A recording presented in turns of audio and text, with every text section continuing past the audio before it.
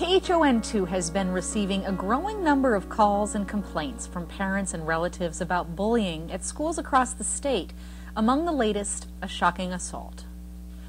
Concerned adults contacted KHON2 outraged that this attack could happen on school grounds and, worse, be spread on YouTube. While education can help to prevent bullying, it's a societal and community issue that all of us must be responsive to.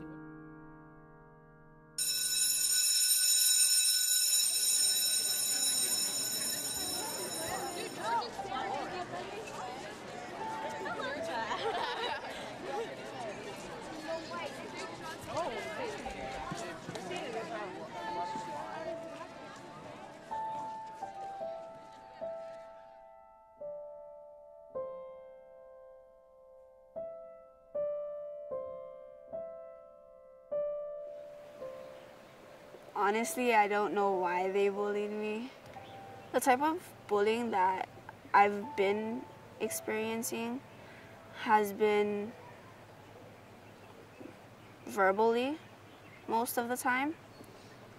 Just saying really nasty things behind my back, and it ends up getting to me.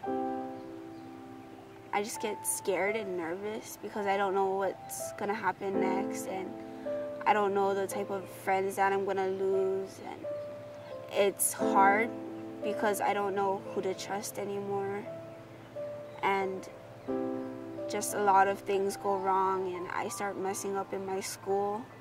Well, when I was in elementary, I didn't really talk to anybody. I just held it in, and when I started in 5th grade, I started doing the bullying because I thought if I was on the other side, it might make things better. But eventually it didn't, and I just hurt a lot of people. Then it started back up on me, and it just wasn't a good thing. It started up again in 9th grade, and then it's happening right now. So it's just kind of occurring basically throughout my whole school life. When we go into the schools and talk to the students, the things that they tell me about bullying, I mean, to be honest, the first thing they tell me is you can't fix it.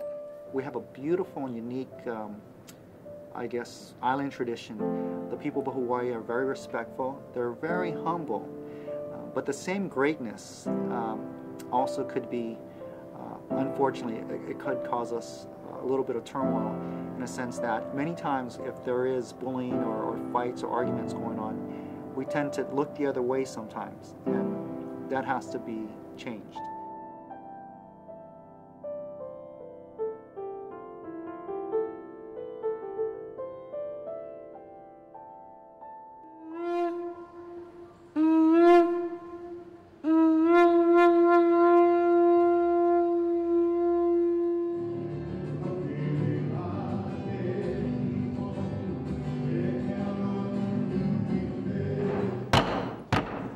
Today, as we have gathered here to start the 2011 session, I open with this assertion that better days are ahead.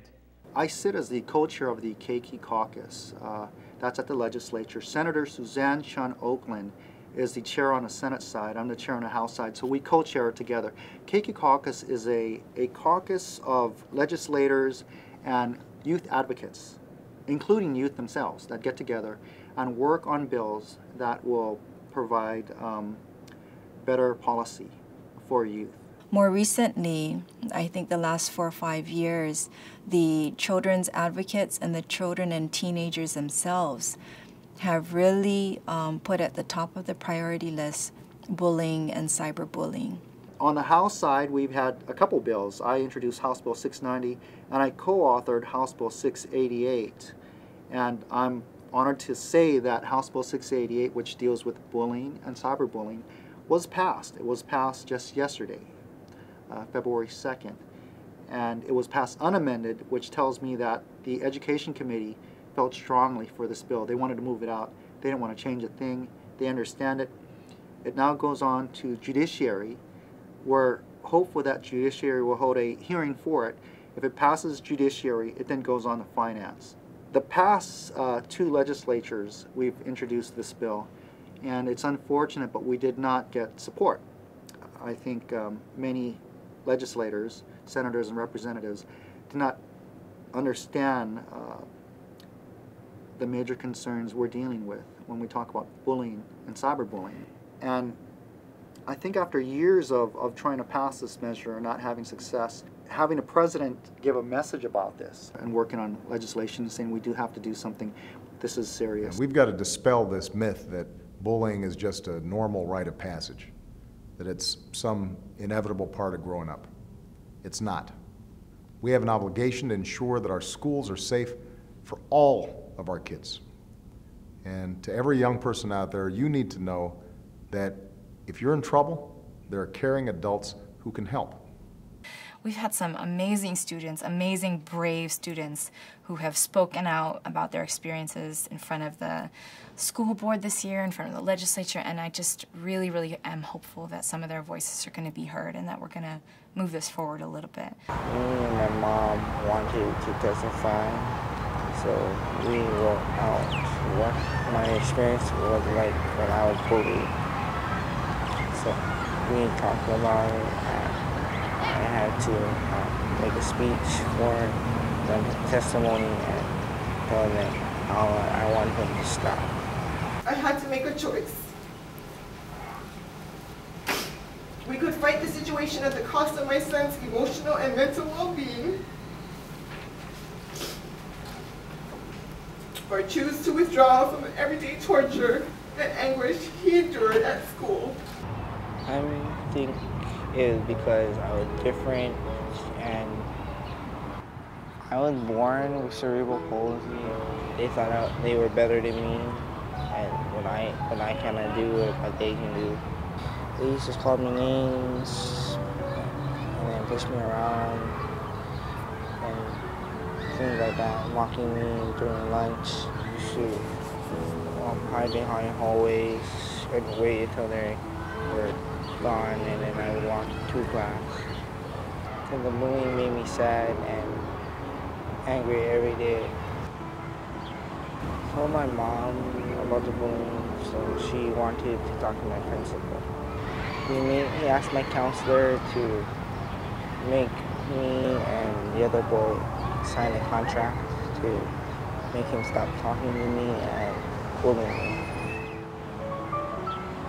Started again, so he found ways to do it during class time, recess, lunch.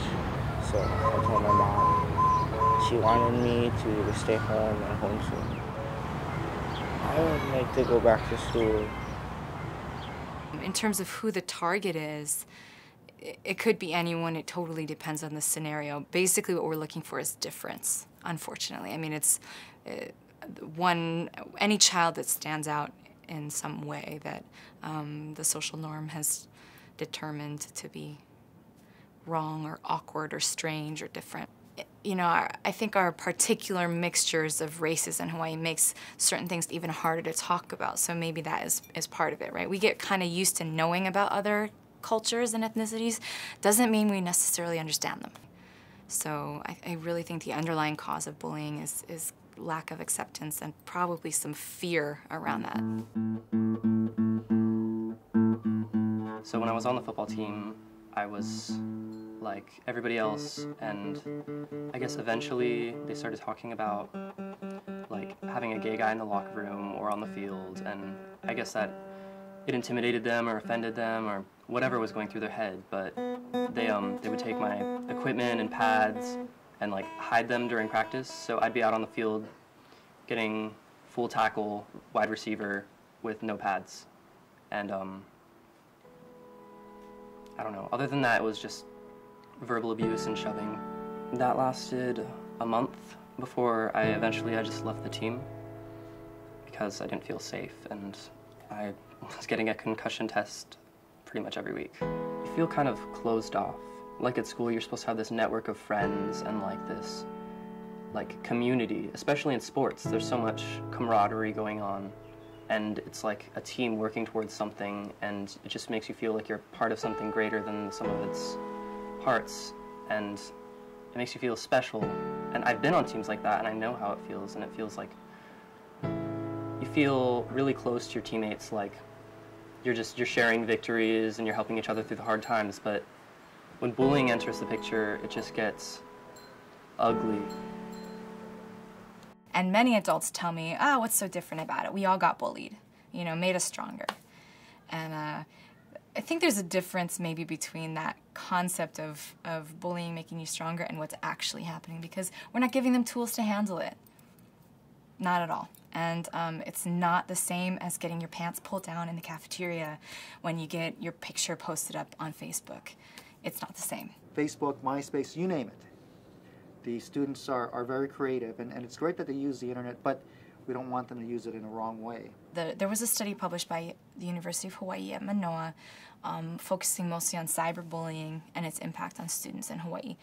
And they did link higher rates of, everything from marijuana and alcohol abuse to depression, and then also suicide attempts to being victimized by cyberbullying. So victims of cyberbullying were 3.2 times as likely to attempt suicide, which is a very, very, very high number and kind of a shocking one. The Department of Education did develop rules that all the public schools are subject to. But even with that, I think a lot of young people really have not seen too much of an improvement in terms of bullying that occurs on the school campus, or cyberbullying that involves people in the school setting, or even outside of the school setting but are associates within the school setting. So this year we introduced legislation again, and basically it looks at bullying and cyberbullying not only in the school setting but also outside of the school setting, and establishing penalties for someone that perpetrates in that way. You said you have current rules in place. Yes. And you oppose this bill. How does this bill and your rules differ? It doesn't. It's identical? Well, it's in terms of the ways of being able to report them. Those procedures are outlined in terms of investigation, accountability, so forth, are procedures that already are embedded within to the implementation guidelines of Chapter 19. So actually the bill is really reiterating what already currently exists in the new Chapter 19 amendments. Under your guidelines, under your rules, right? Chapter 19 is the Hawaii Administrative Rules for student misconduct for the schools. So why would you oppose this bill if it mirrors your... Well, I think we simply did not want to have additional rules that were, added on to the ones that already currently exist. When you have something in law, it's something that you can't negotiate or bargain out. It is just black and white law. The importance of that is that it gives us clear direction on what to do when we have a case of bullying. An administrative rule is subject to interpretation, so many times the school or the teacher or the principal will view it a certain way, and another school will view it a different way. That's why there's great inconsistencies in how we're dealing with bullying and cyberbullying with our public school system. And if both the House and the Senate agree on a bill, then we pass that bill. It goes to the governor. The governor will look at the merit of the bill, and hopefully, in this case, Governor Abercrombie will sign the bill into law. If there are no objections from the members, the Senate of the 26th Legislature regular session of 2011 adjourns sine die. Unfortunately, the bill was watered down substantially, and I believe I understand why. Many of the members on the committees for education, both on the House and Senate side, had a lot of concern about kids getting a criminal record if we define it as now a major crime. Many times, kids in middle school, high school, what have you, they'll joke around and they'll push one another. Sometimes they'll taunt each other in a joking manner. Unfortunately, that may have fallen into a definition of a crime if we had made bullying, cyberbullying, and harassment a major crime in schools. I look at the passage of this bill as good, a good sign. Not completely satisfied though, but I look at this as waiting for a sequel. The sequel would be another bill in 2012. Again, it's still nevertheless historic. So the fact that we've enacted something into law is very big. For those folks that are bullying, oftentimes they were bullied when they were young, you know, and there's an acting out of that. So it is important, I think, whatever law we pass, we have to kind of acknowledge that may have been the case, that they were themselves victims of bullying, but also be able to have different venues where they can learn a different kind of behavior.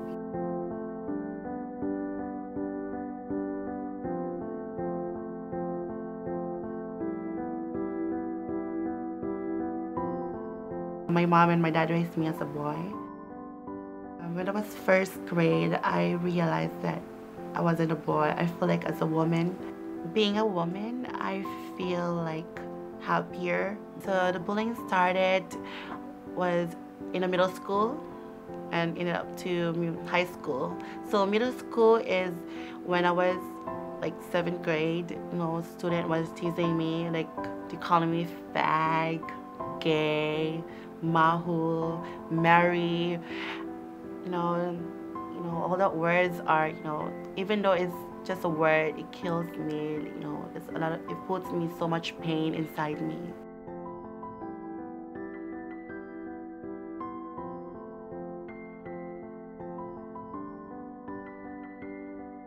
Yeah, I went back to school, you know, just to get my diploma.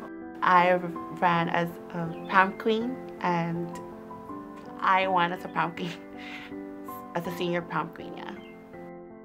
I think parents definitely play a role in preventing bullying or addressing bullying quickly. I think if they see that behavior of a bully in their child, it's really important that they work to understand it a little bit more, maybe even bring it to the child's attention and do some work to kind of adjust that behavior. The other thing is, a lot of parents say they start noticing signs that maybe their child is being bullied, so they start noticing them withdrawing a little bit or becoming more passive or quiet or not wanting to go to school. And I think parents need to be more quick to act and really push their kids to tell them what's going on, really gain some information and knowledge about that. There have been programs sporadic within the state. Within the curriculum of the school, there has been a training of the faculty as to identifying bullying behavior or disruptive behavior and actually learning how to diffuse that kind of behavior in a very positive way. And I think we need to invest more in that kind of prevention. I think building our resilience, building our supports is just as important as putting up an anti-bullying bill, okay? I mean, I think we can be doing some personal work at the same time. So I just hope that people know that there are supports out there and that we're trying to reach them, and so hopefully we'll make some change this year.